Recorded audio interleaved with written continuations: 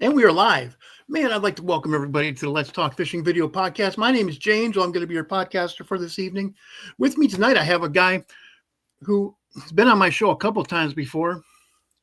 Man, Rex Moncrief knows fishing in Northwest Louisiana. Man, that is big bass country. I mean, big bass country compared to the places I've lived, like southern Louisiana, northern Illinois, southern Wisconsin, Michigan, the entire state, except if you're talking smallmouth bass. There's monster smallmouth bass up there. But you want to talk largemouth bass. Rex Moncrief. He's the man. How are you doing tonight? Oh, I just lost it. How you doing tonight, Rex? Oh, I'm doing pretty good. Glad to be back on the show. I think the last one we did was, I believe it was back in April of this year that we did.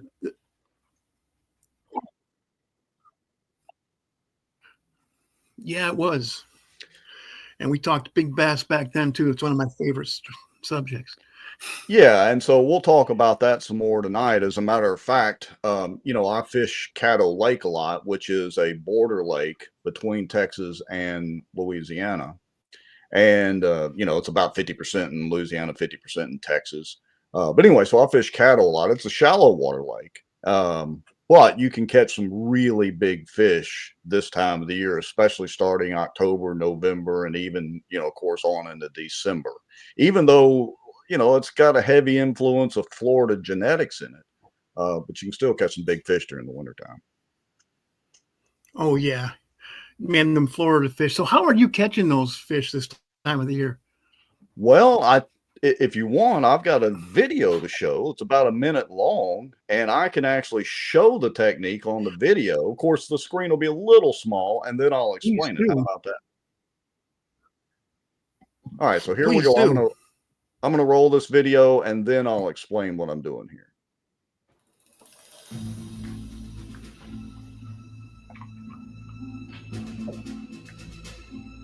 So notice that my boat's parallel to those trees. I'll explain all this here in a minute. Hello, on the crankbait. Oh, that's good.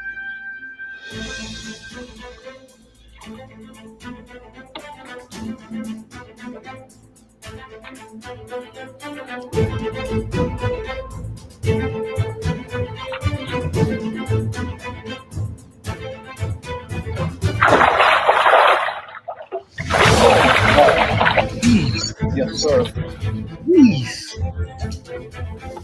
That wasn't the only fish I caught that day. It's just a highlight video. Oh. Jeez. Hello. It's a stud. Look at that. Yeah, that's a stud. On the 6 cents, little square bill. Coming off the side of the grass. That's got to be a solid 6.5. But son, that fish.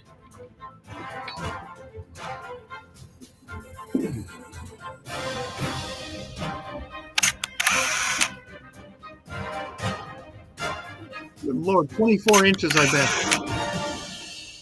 Yeah, it was off the golden rule. So the deal is, I'm going along here in the grass and watching for fish that I can visually see, and those I target with the frog. The rest of them, I'm taking this little square bill, this little 6 cent square bill, parallel in the grass, right where it drops off. And that's where I caught that one that was right at 7 pounds. All right, so that video was last fall. The interesting thing is, same exact pattern, literally the same spot. I'm, of course, catching them again this year, and I've done this for the past several years. So give me just a second, and I'll actually put some pictures up on my screen and show you some other fish as well. These are all doing the same pattern. All right. And you'll notice a change of clothes depending on the day and the weather conditions, but literally doing the same pattern. All these fish coming off Caddo. And in the winter time. In the yeah, what we consider the winter time. I mean, the water temperature, once it gets below 60 degrees or so, high 60s, mid 60s on down into the 50s and even the 40s, this pattern that with that square bill will hold up. And so what I actually do is, if you saw in the video or paid attention, I'm in what we call the river channel on Caddo, and it's actually Okay. pretty easy to see where I am. This is no secret spot. And what I'm doing is using my live scope to parallel the grass edge. That's why I had my boat so close to hugging the bank. So to the right side where the grass is and the tree and the cypress trees is only about 2 feet deep. Where my boat was sitting drops off 8, 10, 12 foot deep. And that's deep for Caddo. All right. And so what I'm doing is I'm using my live scope to line up parallel to the hidden weed line where the grass is already dying back, and taking that square bill and coming across the edge of it and ticking the grass on the very edge, and you can see the fish. They'll just come out of the grass out of nowhere. I mean, you don't get to really see them chasing the bait. They just wham, waylay the thing out of the grass. And so I've been able to do this little pattern for the past several years, and it's holding true this year too. So Yeah, guys, you don't even really need a live scope for that. You can do that with a no, traditional down scan. I've done that, absolutely. and Or also a even lot of places you can see the weed edge. You just want to get as close to it as you possibly can. If you have yeah, a defined weed edge, a lot of times there isn't one. yeah. So here there's a very defined weed edge. Now there's a lot of stuff floating down Nice. Caddo. Typically, I mean, we don't have a lot of current right now because we've had some rain, but it's just been enough to. It's not enough to push current down. But Caddo has a lot of vegetation in it anyway. But this time of the year, it starts dying off. And you're right, you don't have to have live scope to do this. You could come by there with side scan and see the weed edge real easy. Use your traditional down scan, and all you're doing is it's like fishing a hydrilla edge, except you're not really Yeah, seeing the grass. It's underwater. Of course, Caddo, like most Louisiana lakes, is got very tannic water. And so when Caddo's clear, you still can't see more than a foot or so down. sure. And, even So in the days anyway, before I used to do patterns like that. Even in the days before we had locators, because in a lot of lakes you can actually see the weed edge, and that's always been the best place to fish. right. Now, the funny thing is, so the square bill, that 6 cents little square bill crankbait has been a great one. The other thing that I'll throw, of course, is a rattle trap or even a swim bait. All right, a minnow style swim bait, and still throwing a frog this time of the year. They will still hit Really? a frog this time. Yeah, it sounds crazy because most people don't equate top water when the water temperature is down in the 60s and down into the 50s. But trust me, they will hit a frog too. Big fish. Oh, I believe you. I believe you. You're the one. You can't argue with success. Yeah, I look. Now, the truth is sometimes with me it's feast or famine, like anybody else that goes Sure. fishing, but it's a pretty successful pattern. Like I said, I say pattern because I've been able to do the same thing multiple years, and it just works. And they show up there every time this year. And the other thing is, once the shad get in the river, I mean, you cannot Sure. imagine how many shad are under the water, and they're congregating in the river channel as the uh, water temperature is falling, and the fish just follow. And look, the hybrid stripers, the white bass, all the crappie, all the fish are falling in there, but the big bass are in there too. And you said shad. Years ago, I had a couple of pink rattle traps, and when the shad were spawning, when you could see them in big bait balls, just Right. spoiling the top of the water, I would throw those pink shad or rattle traps through that. Pink is a color that I think is very underutilized in the tackle industry. Every time I find something that's pink, it just works. Yeah, look, it's always the deal with the pink trick worms, back in the day, Yes. and that's still a Oh, viable pattern. But it's not anything really new. But you're right, a lot of times that gets overlooked, and a lot of times as baits have evolved and we have more baits and bait companies out there, a lot of times the, let's say, old school stuff gets forgotten a little bit. yeah. You know, my traditional thinking about this time of the year is this thing. The old wacky worm. This isn't the old wacky worm. Yeah. This is the 48 from Missile Baits, but just Yeah. wacky rigging. That is so slow, man. But if you're throwing a square bill or a shad wrap or something like that, rattle traps. Look, my old way of thinking and the way I grew up, fishing back in the 80s and 90s and learned from all the guys that, I was in bass clubs with and all that, was that wintertime you have to slow down. You got to fish slower, and fish are cold-blooded and they slow down. And sometimes that's true. Sometimes you just can't beat a wacky rig, whether it's wintertime, summertime, it doesn't matter. But the truth of the matter is, when you sit there and watch these fish run down a crankbait in the middle of the wintertime, the whole deal about having to slow down just goes out the window. Yeah, traditional thinking. If you think you're going slow enough, slow it down, man. Look, you're not the only guy I've talked to who said that. It's like Rick Clunn said in one of the podcasts, I think it was on the Dave Mercer podcast. But anyway, he was asking about live scope. And Clunn said, and I'm paraphrasing, but only slightly. He said, look, about 70, 80% of what we thought we knew about bass fishing, live scope has shown us to be wrong. Yes. And if you think about it, when you watch a shad, even in the wintertime, the shad don't really slow down unless they're dying and fluttering down. But the shad don't slow down. The shad are still swimming around, pretty much full steam, and the bass have to do that to chase them around. So, a lot of people have told me that they're watching live, that when they're live scoping crappies just sit there. But the bass are always moving. I thought that bass stayed in the same place, and live scope is teaching us, no, they migrate. They're moving always. And look, not just that. So the first time that I was on the water with a live scope and got to see the power of live scope was back in, I think it was 2019. It was right before COVID. I went with a guy up here named Wesley Miller. His nickname is Big Sasquatch because the dude he's huge, and he's got the, Duck Dynasty style full beard and all that. But anyway, super cool guy, great fishing guy. And we went crappie fishing, and I don't do much crappie fishing. About 95% of my fishing is bass fishing. But we went crappie fishing, and we caught the fool out of them. And we chased this one crappie. It was nearly 3 pounds. We chased that fish for 75 yards with a live scope. Single fish, just swimming out there. And so, crappie will bunch up in school, but look, it's amazing. Fish actually swim around, and they swim around a lot. Yes. And man, yeah, I love going fishing with a guy who has live scope. It just showed me so much, like we were catching bass down here in the Tickfall River, right out of a confluence. And he's like, you're not getting that shad, you're not getting that rattle trap deep enough. Right. Really, it I thought shows it's not hitting the bottom.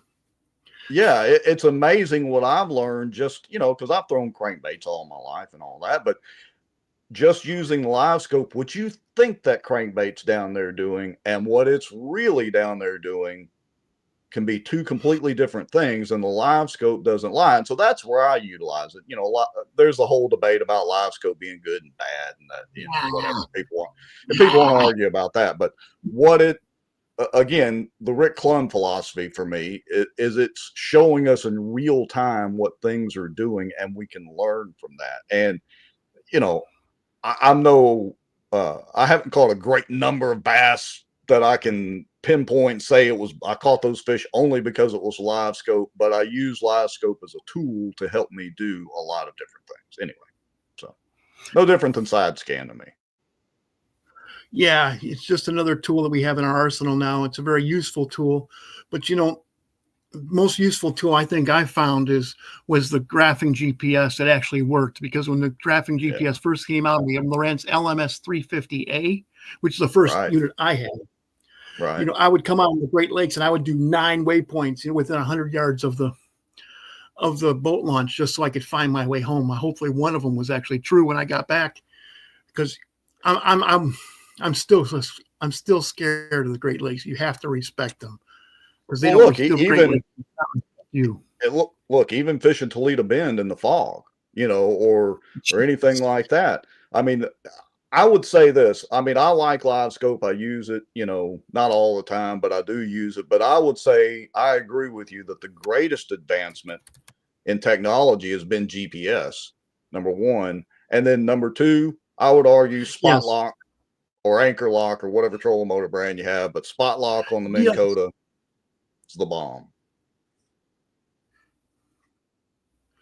We have a question comment from the audience. It's Steve Kisser. Sure. He's a faithful viewer. Thank you, Steve. He said, I don't burn my crankbaits in the winter, but I don't slow them down very much either. Would you agree with that? Yeah, so that video that I showed right there with that little square bill, I wasn't burning it down. Of course, I was getting it down just enough to tick that grass, and then I would vary my retrieve slightly from just a slow, steady, using about a 6.5 to 1, 7 to 1 gear ratio reel. I might pause it a little bit and let it flutter, which will let it float up a little bit.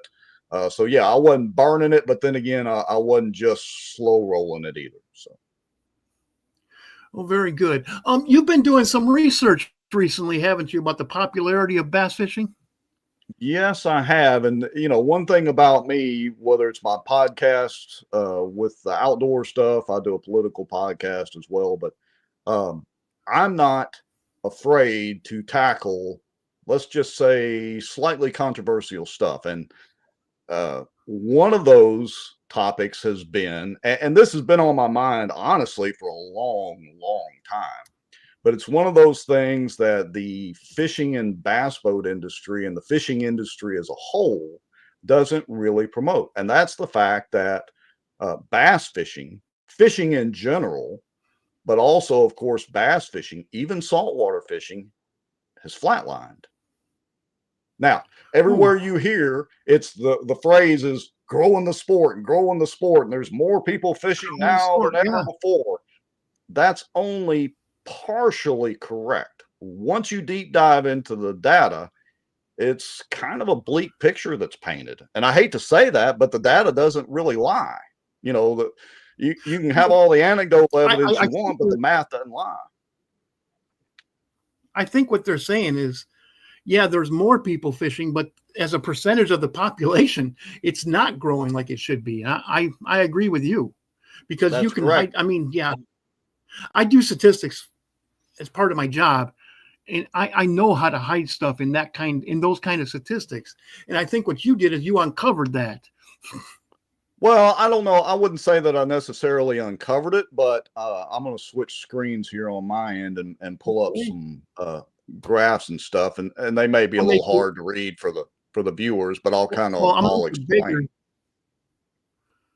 Yeah, perfect. So I didn't really discover this. I mean, look, I was in the bass boat industry back in the 90s and early 2000s, and some of these discussions were had back then. We just didn't have social media and all that where the information got shared around as much. I mean, we had email, we had message boards, but this data didn't really get talked about except in closed circles. And a couple of years ago, I started listening, of course, to a lot of fishing podcasts and all that. And there was a podcast, I think it was a Mr. Bass podcast, that Ken Duke was on. And Ken Duke's a pretty well-known figure in the bass fishing circles, worked for BSS, and he's a former attorney, I think, and all sorts of things. But he is really good at statistics. And Mm-hmm. he was talking about the fact that our uh, uh, fishing industry and participation rates, and especially with bass fishing, were not going through the roof and growing like everybody's been touting.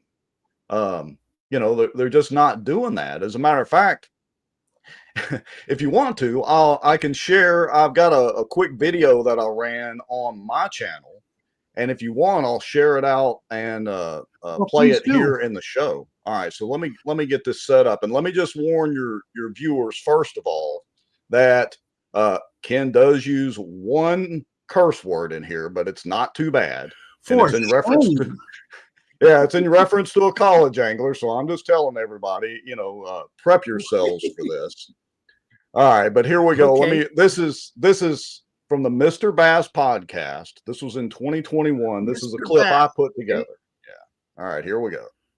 So every time some college kid steps up on a stage, grabs a trophy and says, "Oh, the sport's never been bigger," I just want to bitch slap him into the freshman year. Wait just a minute. Why does Ken Duke want to bitch slap a college angler? He's stupid. He's uninformed. He's running his mouth about something he doesn't know anything about, and he should lose all his college credits. Is bass fishing growing or not? The number of licensed fishermen who identify as bass anglers has declined every year since 1991. This year, fewer people buying a fishing license identify as bass anglers than last year or the year before, the year before, the year before, the year before, going all the way back to 91. We are losing the battle. What are the true numbers? As I always say, the math doesn't lie. Let's discuss this and many more topics on the Outdoor News. So every time. Let me stop that. So, again, I apologize for the two expletives in there. No, man, that was funny. I loved it. But Thank you, Rex. He's not wrong. And here's the thing. And look, it's not just college anglers. There's a lot of pros that get up there and semi-pros and people that think they're professionals that get up there and say that as well. And look, this is a screenshot of some numbers. I've got some graphs here in a minute. So this is a screenshot from back like 96. I have the numbers back to 1967. All right. And you can see that in 1996, all right, let me see if I can help us see that a little bit better. Back in 1996, the percentage of anglers to the population, now this is salt and freshwater, all anglers by license sales, which is, hard numbers that you can analyze really easily, was about 11.23%. All right. And it decreased and decreased. It had a few little upticks right around the 2018 era and a few little upticks around COVID, but it's 9.21% of the population in 2024. That's a problem. So the population is, let me get my hand right. The population is growing.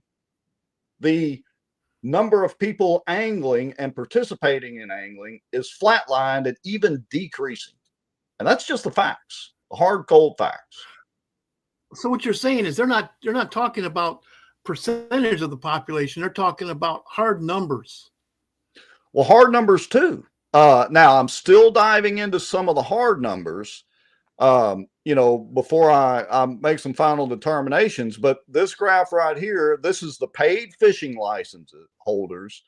The raw numbers year over year. So this isn't percentage. This is raw numbers of all fishing licenses as reported by all states in the U.S.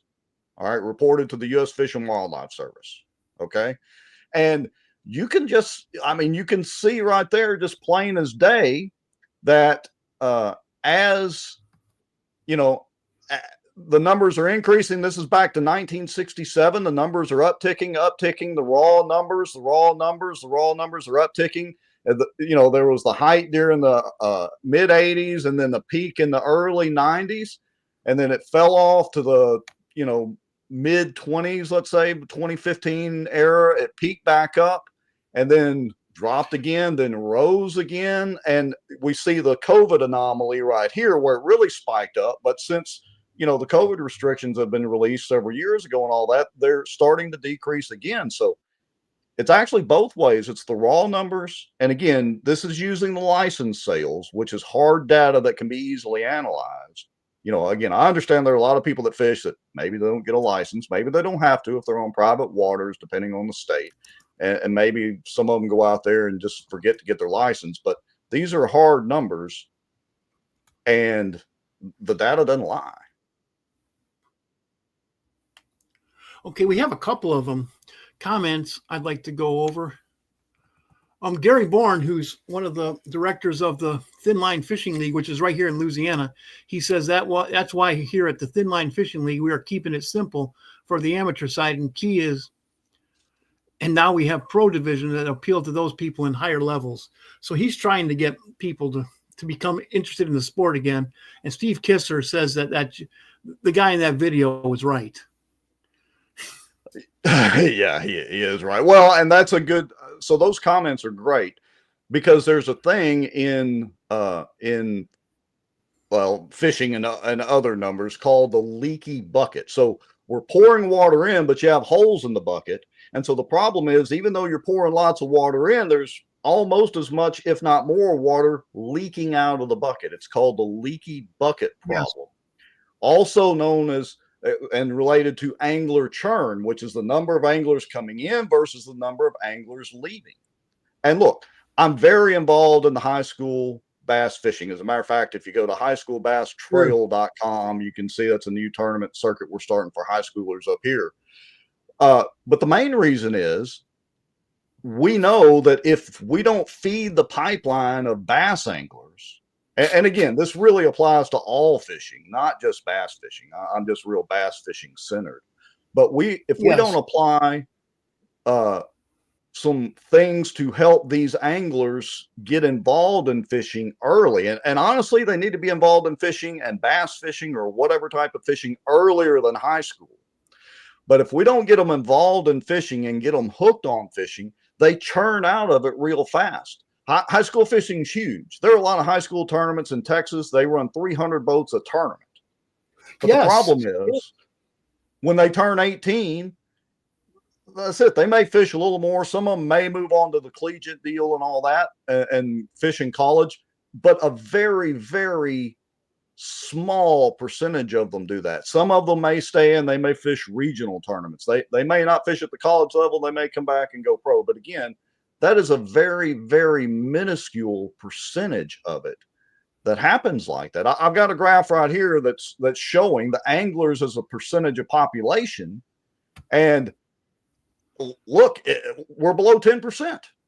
And this is all anglers, not just bass anglers, who are, of course, a smaller percentage than this, because about 40 to 50% of freshwater anglers identify as bass anglers. That doesn't mean they're obsessed with bass fishing like I am. They just identify as a bass angler. But, you know, that's a smaller percentage than what we're seeing here because this is all anglers. So it's a problem. You have a trend line in there. I didn't see that before. I'm sorry. My glasses are dirty. Yeah. And I realize, you know, you've got it pulled up on the screen there pretty good. So some of your viewers, you know, if they're just listening and they might not can see it real well or whatever, but yeah, I've got a trend line sitting in there and the trend line doesn't lie either. I'm sorry. I do a lot of statistics at my job. Do you happen to have the slope of that? No, I do not. Okay. Not at least handy. But I'll be glad to send you all the raw data that I'm working with. And again, I'm not through compiling. I mean, look, the truth is that the bass fishing industry and the fishing industry as a whole, of course, they have a vested interest in not promoting that we've got some stagnation and decline going on. Of course, their vested interest is in promoting the sport is growing and it's great, and come buy a new boat and buy new fishing gear, and you got to have the latest, greatest, and you got to do all this. Well, that's actually part of the problem, because the perception in tournament bass fishing, and I'm sure in saltwater fishing and a lot of other fishing sports, is that, you know, there's a high barrier to entry in the cost of it. And yes, I like to harp on that. I like to harp on that. You don't need a freaking $120,000 boat to catch bass. No, you don't. I went out last weekend. I caught probably 60 speckled trout. The biggest one was over 20 inches long from the shore, guys. I've been out in some of the best bass boats made. I fished with some of the better bass fishermen ever. And I love getting back to my roots, guys. It's a minimum. Look at this. This is a third. Let me get back so I can show the guys this. I'm going to go on a rant here. Right. This right here is a $35 Walmart special Shakespeare rod. I'm sorry, Jim Grant. Sorry. I love Grant rods. I love my Grant rods, but I've caught more redfish on this little baby right here than any other rod I have. You know, I'll share something with you. Rods too. You know, I'll I share love 'em. something Go with you ahead. that'll make my bass tournament friends cringe, all the adults. All right. So on YouTube, the Guggen squad, as in Guggen baits, are Yeah. insanely popular. You mean the Jackass Squad? Okay, go ahead.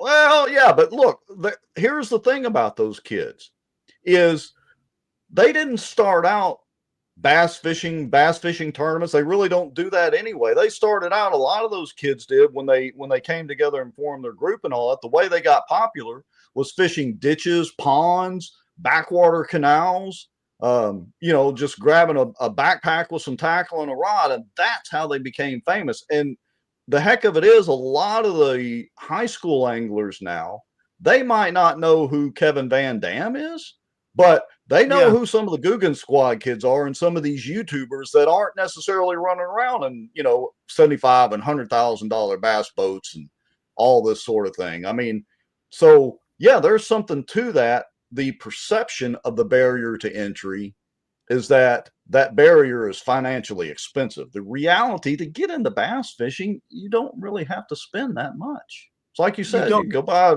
cheap Shakespeare rod or whatever at Walmart to get started. In fact, when people ask me, what do I need to get started? I tell them, don't buy a $500 rod until you want to take your fishing to the next level. Then, of course, man, go out, talk to me, man. I have some great rods I like to show you. Put them in your hands. You will not believe the difference. And I love my high-end rods. But well, and look, this chart, when you first start out, man, this chart that I've got up there now, get you started. Yeah, the chart that I've got on the screen now is kind of proof of that, because you see the green line is the population growth of the U.S. All right. So again, dating back to 67, it was about 200 million. All right. Now we have well north of 300 million in population. Okay. Well, yeah. Okay. The red line down here is the percentage of the population that are licensed anglers. And again, this is all anglers, salt and freshwater. And notice the green line is moving up. What's the red line doing? At best, staying flat, few little hiccups, and a slight decline.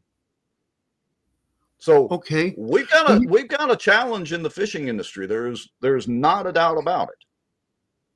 We have a comment from Gary Bourne of Thin Line Fishing. He said, yes, your graph is showing a high in the 1990s. What that is Gen X population, when kids were taken fishing by their parents and grandparents. I agree with that. And Steve Kisser just said kids are focusing on their phones nowadays. When you and I were growing up, Rex, they had to fish for their entertainment. And that's exactly right. That's what I did when I was young. All right.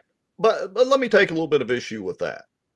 So we all remember it that way, but people have short memory. People have short memories, because do you know? So I've told this story many times. So let me go on a little soapbox here for a second. So I was already paying attention to bass fishing and reading Bassmaster magazine, and we had a farm in Ruston and 3 ponds, and I was obsessed with bass fishing already. But one day, I was a freshman in high school. I was 14, didn't have my driver's license yet. My dad came. Or I got home from school and my dad said, hey, we're going to a bass club meeting tonight. And I was just beyond excited, because my dad and I didn't bass fish. We white perch fish, we ran yo-yos, we brim fished and all that. We didn't bass fish. So for my dad to come in and say, I want to go to a bass club meeting, I was hooked. So we went to that meeting.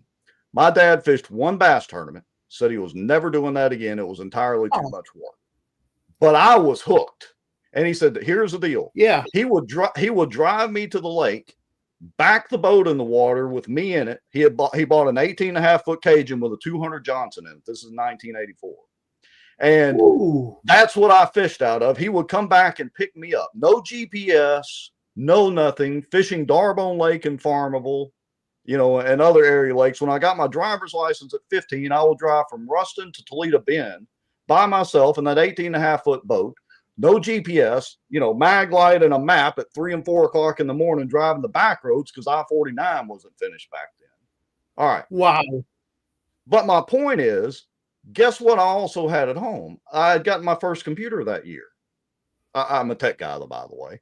I got my first computer that year. I had video games. All that stuff existed back then. We just forget that. Okay. Yeah. And we want to use that as an excuse, but it's not an excuse. Look, we can talk about the smartphones all we want. I guarantee you, everybody watching this show has a smartphone. And by the way, they're watching it either on their smartphone or on their computer, streaming across the internet. That's the hypocrisy of all this. So I agree with what your commenter said. I'm not really trying to gun it down too much, but I'm just saying we all have short memories. There's a bigger problem than that. All right. There are a lot of other things, but it's not just video games and it's not just cell phones. We've all got the cell phones. Go out to eat anywhere. Everybody's on the phone. Yeah. Everybody. Nobody talks anymore. You're right. Yeah. I mean, so that's my point is it's a much bigger picture. I don't disagree with your commenter and appreciate the comments, but it's a bigger picture than that. And I would argue part of it is we're not really building any new lakes. They built one new lake in that Boat Ark Lake over in Texas. Texas built one new lake. Of course, they've got to build some more lakes because of water supply. But we're not really building any new reservoirs or lakes. I would argue we have plenty of lakes as it is. But maybe that's part of it. I don't really know. But we got to figure out how to turn this around, or eventually hunting is going to catch up with fishing as far as a decrease in popularity. Boy, I tell you, I could go on and on and on about that. And here in Louisiana, we have so much opportunity, so much potential that we can't even use.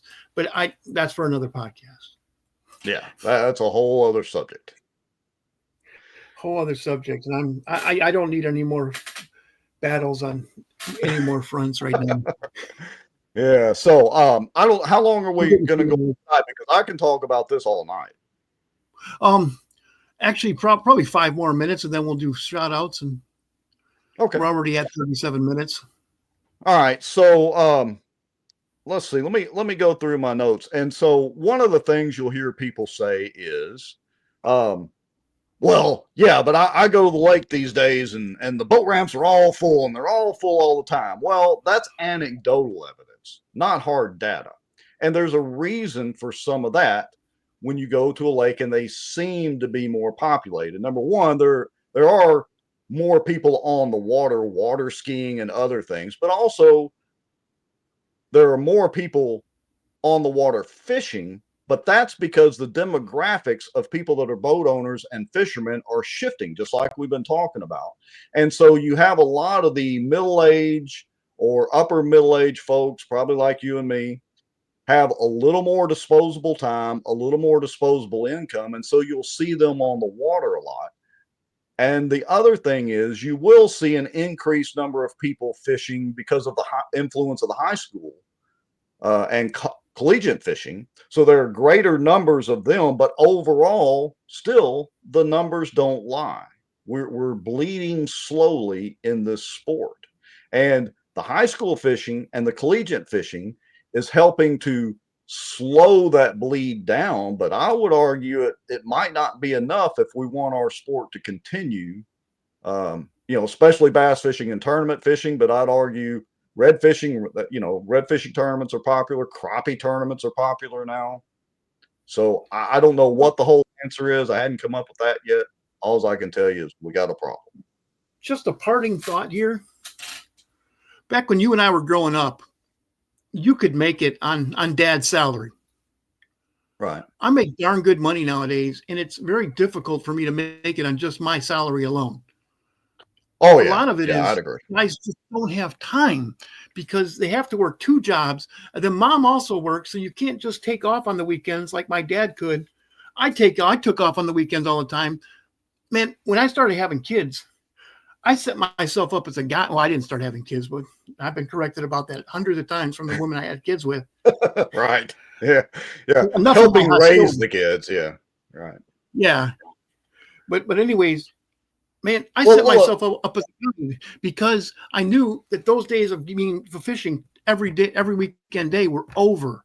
So I set myself up as a guide so I could center my life around fishing. Well, Of course. so let me address that a little bit, because you've got a good point. But we all forget about the inflation back in the Jimmy Carter days, and honestly, I was a kid. I was a kid Okay. back in the 70s. So were Yeah, you, and we forget about the bass boat industry then, because I've studied up on the history. I literally used to build and design bass boats for a living, so I know the history of it real well. So this is not the first time. I'll share another one. I quit fishing for about 15 years and just got back into it Oh, about 5 no. or 6 years. Yeah, and just got back into it about 5 or 6 years ago. When I got out of fishing, $100 rod, you could get a really good rod for $100. This is back in the 90s. All right, early 2000s. Guess what? You can still get really good rods and reels for $100 or less. That cost hasn't gone up. Everybody gripes about the bass boat cost. Well, let me share a little snippet about that. So when you adjust for inflation, when I got out of the bass boat industry, which was in the late 90s, early 2000s, a fully rigged boat, trolling motor, lead acid batteries, there were no power poles, X55A, motor guide trolling motor guide was king back then.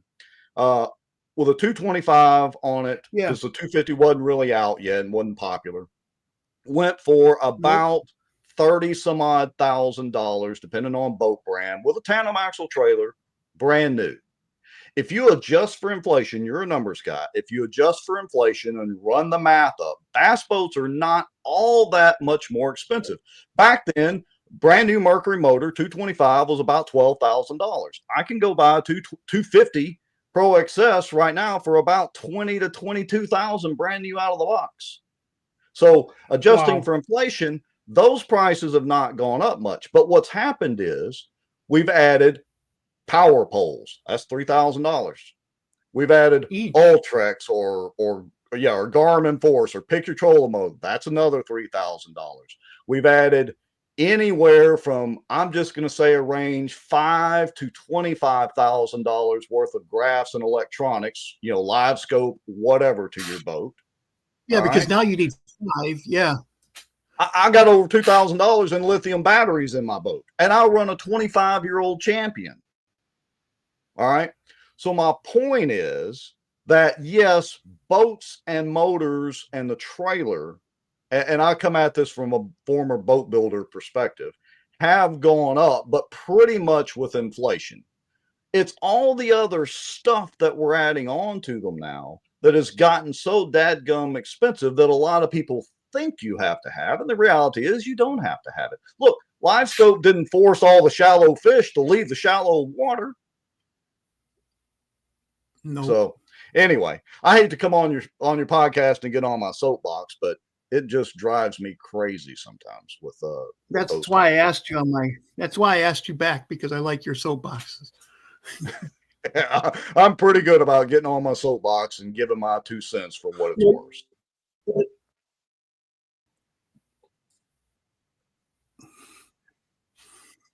You got me going 3 times, so that's pretty good. I mean, you got me going there a couple of times. I love it. But anyways, man, it's about 43 after the hour. Would you have any shout outs, any thank yous you'd like to do? Look, I just like to say thank you, number one, to you for having me on the podcast twice now. I must not have messed up too bad. Number two, all the people that, follow me on social media, on my outdoor news channel, as well as on my political stuff and all that, and a few companies that do help me out. I'd also like to give a shout out to the highschoolbasstrail.com. We're on social media as well, so you can look us up. We've my friend and longtime friend and partner, Jeremy Gallman, and he's the one that came up with the idea. And so we're working together to put together a new high school trail that is fun for the kids to fish. The rules are going to be easy to follow. We're using technology for the registration and all that. And so we're having a lot of fun doing that. So I guess we'd really like to just give a shout out to them and to Jeremy Gallman, who has been instrumental in high school fishing around this area too. Well, thank you very much for that. In closing, I forgot to do this at the very beginning. You had me all excited about this. The Responsible Anglers United is going to have their inaugural fundraising event. What we're going to do, we're raising money, guys, to stock Southern Louisiana with more than just fingerling bass.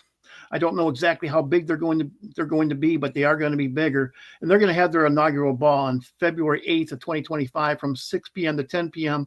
And that's going to be it's down by Raceland, Geens, Geens, Louisiana. I know I just murdered that. I'm from the north. Sorry. But anyways, that's Responsible Anglers United. Look that up on Facebook, guys. Get your if you can't attend, please just gosh, you have me all excited, man. got you fired up about everything else. Hard to keep your focus on what you need to do. It sure is. But this is the real world, man. This happens. This just happens. Responsible Anglers United. Look us up on Facebook. Check us out. If you can't attend, please support us in any way you can. Donate some fishing stuff. Donate some hunting stuff. We're going to raffle. This is going to be like a Ducks Unlimited night. Just come ready to spend, but it's for a good cause. It's for, stocking bass in southern Louisiana. Because, we have a hard time keeping bass in southern Louisiana because of the hurricanes. But we're going to get some good strain of bass in there, just like you talked about the Florida strain up there. You get the right strain of bass. Not all of them die in every. Right. If all of them died, we wouldn't have any fish. Anyways, it's I have amazing how many survive.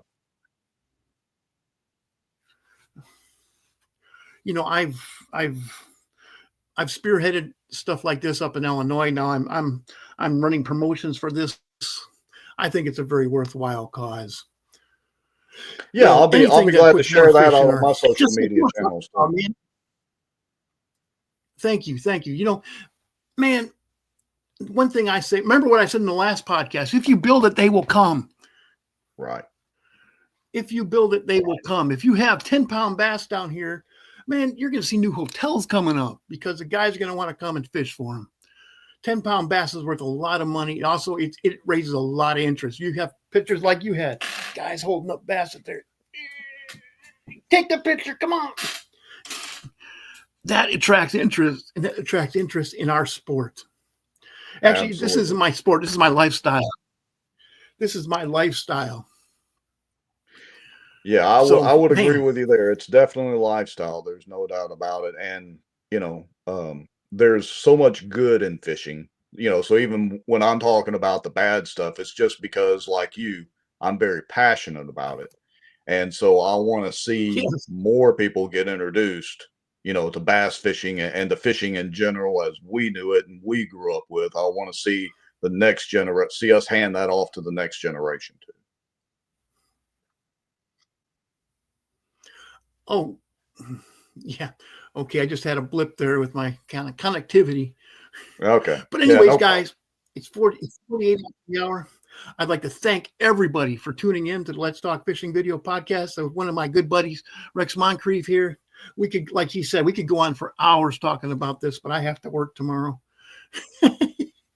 So this is not my primary job as I wish it was. I know I'd be fantastic at it, but there's just no money in it yet.